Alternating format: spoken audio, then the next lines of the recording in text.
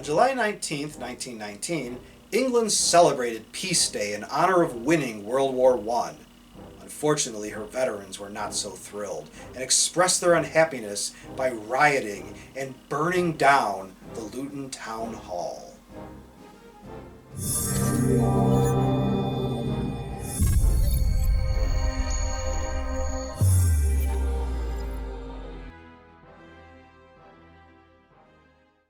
British commoners were drafted to fight in World War I for low pay and under horrible conditions.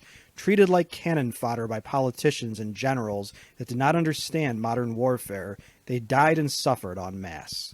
Soldiers with trench foot, pneumonia, and other serious illnesses were treated with contempt at recovery centers and were made to engage in physical exercise even though it was bad for their recovery. The thought was to make rehab bad enough that slackers would want to go back to the front. Upon release from the military, soldiers found mass unemployment at home and little appreciation for their sacrifice. Many had lost girlfriends and wives to men that did not serve, their previous jobs were taken, and they found that businessmen got rich while workers remained as poor as ever. Owners of businesses and stores tried to treat the veterans like children or slaves, but the warriors had a taste of a hard life and were not to be pushed around. The veterans were outraged by the lavish public extravaganzas planned while they either could not find work or found low-paying menial jobs. Many of the protesting veterans had been maimed, crippled, or disfigured during the war. Pensions for these disabled men were meager, and no programs to integrate them back into society were in place.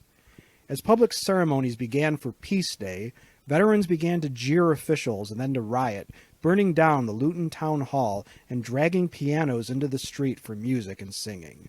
Bonfires were started, and when the town hall was burned, rioters cut the firemen's hoses. The mayor and his contingent cowered in his house, protected by police.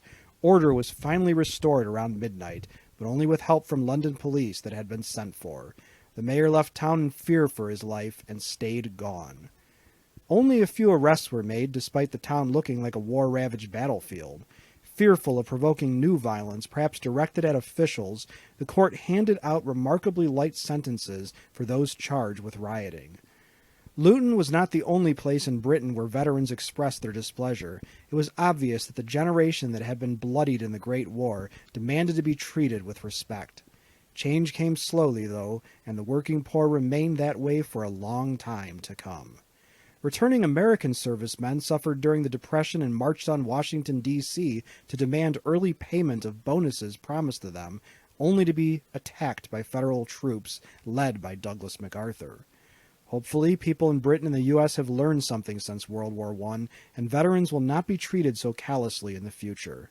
The Veterans Administration scandal unfolding today does not cause optimism to run rampant. As a question for my students and subscribers, how do you think veterans should be treated? We know what we think, but please let us know what you think in the comment section below this video. If you liked this video and would like to receive notification of new videos, please feel welcome to subscribe to History and Headlines and become one of our patrons. Your viewership is much appreciated.